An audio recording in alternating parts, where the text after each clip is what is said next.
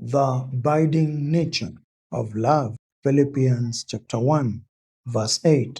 God knows how much I love you and long for you with the tender compassion of Christ Jesus. Friends, love conquers. Love is the greatest virtue that shapes relationships, guides actions, and reflects God's true nature. Love is kind. Love is patient. Love is selfless, forgiving, and powerful. Love unites communities. It heals wounds and fulfills God's law.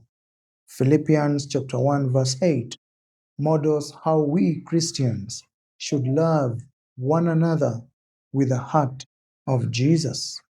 Let me share 5 elements that I find in this verse about the abiding nature of love. Number 1, love's witness is God.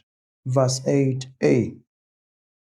Hereby, Paul calls God as witness to his love for the Philippian church. Love is validated by God himself. Love is not empty words.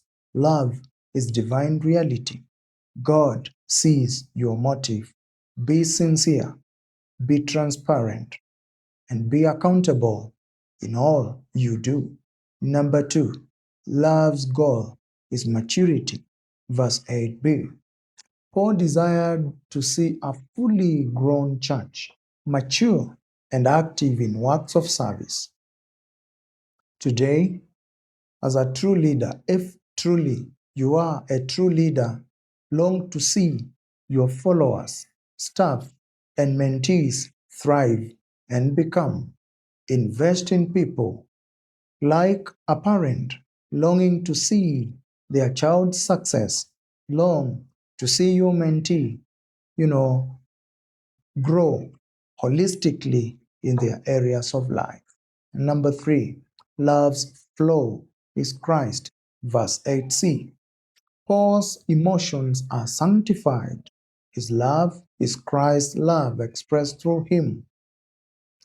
Let me charge you today. Allow Christ to shape your emotions so your relationship reflects his compassion.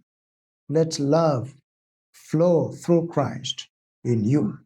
Number 4, love's scope is all. Verse 8d. Paul longs for all Philippians. Love binds the whole community together, not just selected individuals. Embody inclusive love that transcends tribal, social, and economic divides.